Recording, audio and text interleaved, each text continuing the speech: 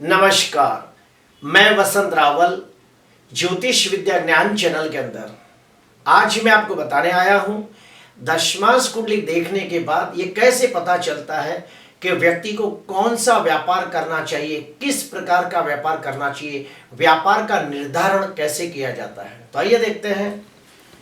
जन्म कुंडली के अंदर हम लोगों को जब 10वें भाव का अध्ययन करना होता है और हमें देखना होता है कि व्यक्ति को कौन सा व्यापार करना चाहिए, किस प्रकार का व्यापार करना चाहिए, तो ये सारी बातों का अध्ययन करने के लिए सबसे पहले जन्म कुंडली के अंदर 10वें भाव का अध्ययन किया जाता है। 10वें भाव का और ज्यादा सूक्ष्म अध्ययन करना हो, 10वें भाव का और ज्यादा डीप स्टडी करनी हो तो षोडश वर्ग कुंडलियों के अंदर दशमांश कुंडली को देखा जाता है।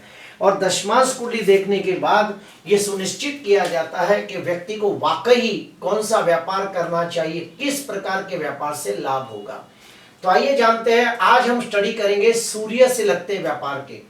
तो आइए, दशमांश कुंडली के अंदर सूर्य पहले और 10वें भाव का स्वामी बनकर स्वगृही, मित्र क्षेत्री, उच्च का होकर केंद्र में, त्रिकोण में या फिर दूसरे 11वें भाव में बलवान होकर बैठा हो, या फिर सूर्य की पूर्ण 7वीं दृष्टि 10वें भाव पर पड़ती हो, तो ऐसे व्यक्तियों को सूर्य से लगते व्यापार से लाभ होता है। अगर दशमांश कुंडली के अंदर सूर्य बलवान होकर बैठा हो तो पिता से लगते व्यापार से लाभ होता है, पिता के व्यापार में जाने से लाभ होता है, पिता जो व्यापार करते हो उस व्यापार को अपनाने से लाभ होता है, या फिर पिता के साथ मिलकर व्यापार करना चाहिए, या फिर पिता के मार्गदर्शन या सलाह के अंतर्गत व्यापार करने से भी लाभ होता है। क्यों? क्योंकि सूर्य पिता का कारक है। जिनकी भी दशमांश कुंडली के अंदर सूर्य लग्नाधिपति और 10वें भाव का स्वामी बनकर स्वगृही, मित्र क्षेत्री, उच्च का होकर केंद्र में, त्रिकोण में या फिर दूसरे 11वें भाव में बलवान होकर बैठा हो, या फिर सूर्य की पूर्ण दृष्टि 10वें भाव पर होती हो, तो ऐसे लोगों को अगर मान लो खेती करते हो तो उन्हें गेहूं की खेती, सूर्यमुखी फूल की खेती, गन्ने की खेती, सफरजन की खेती, आलू बुखार या फिर गुलाब के फूल की खेती करनी चाहिए।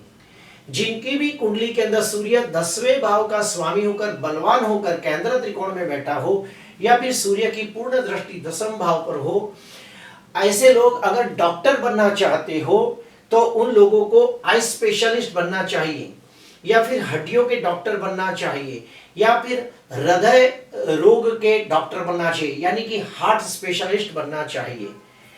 अगर दशमांश कुंडली के अंदर सूर्य पहले और 10वें भाव का स्वामी बनकर स्वगृही, मित्र क्षेत्री, उच्च का होकर केंद्र में, त्रिकोण में या फिर दूसरे 11वें भाव में बलवान होकर बैठा हो, या फिर बलवान सूर्य की पूर्ण 7वीं दृष्टि 7वें भाव पर पड़ती हो, तो ऐसे लोगों को गवर्नमेंट नौकरी से अच्छी सफलता प्राप्त होती है, या फिर गवर्नमेंट से लगते कोई भी कामकाज से लाभ होता है, जैसे कि post office, passport office, railway, bank, Vidhan Sabha, Lok Sabha, कायदा कानून, कोर्ट कचहरी जैसे कार्य क्षेत्र के अंदर अच्छी सफलता मिलती है।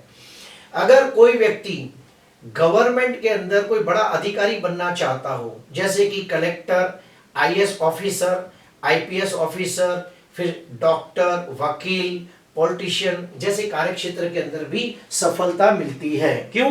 क्योंकि सूर्य पॉलिटिक्स का कारक है।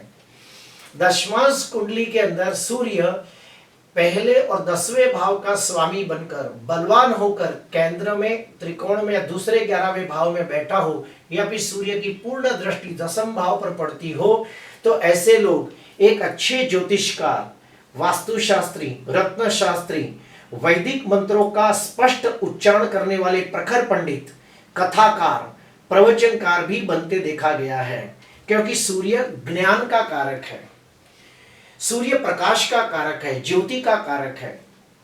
दशमांश कुंडली के अंदर सूर्य पहले और 10वें भाव का स्वामी बनकर बलवान होकर केंद्र त्रिकोण में बैठा हो, या फिर बलवान सूर्य की पूर्ण दृष्टि 10वें भाव पर होती हो, तो ऐसे लोग तांबे पीतल के बर्तन का व्यापार कर सकते हैं, तलवार बनाने के कारीगर भी हो सकते हैं, सोलर सिस्टम से लगते कामकाज भी कर सकते हैं, या फिर बिजली के उत्पादन के काम में सहायक भी हो सकते हैं, या फिर गोल्ड स्मिथ यानी कि सोना चांदी के व्यापारी भी बनते देखा गया है, और उसमें उनको बहुत अच्छी सफलता मिलती है क्योंकि सूर्य सोने का भी कारक है।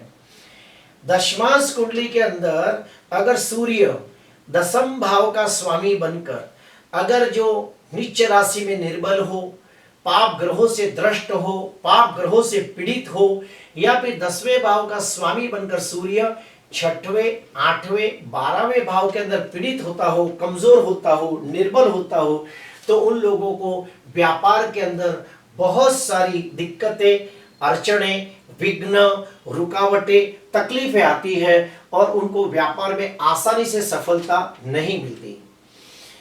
अगर दशमांश कुंडली के अंदर सूर्य कमजोर होता हो, पीड़ित होता हो, निर्बल होता हो, बाल्यावस्था में कमजोर हो या फिर मृत अवस्था में हो, पाप ग्रहों से दृष्ट या पाप ग्रहों से पीड़ित हो, या फिर षड्बल के अंदर कमजोर होता हो, या फिर शत्रु ग्रह के नक्षत्र में पीड़ित होता हो, तो उन्हें कौन से उपाय करने से लाभ होता है, तो आइए वो भी हम लोग जानते हैं।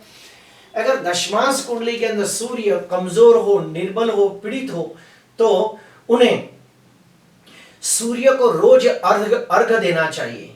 यानी कि जब सूरज उगता है उसी समय एक तांबे के लोटे में पानी भरकर सूर्य के सामने देखते हुए सूर्य को अर्घ देना चाहिए, और उस समय गायत्री मंत्र का जाप करना चाहिए।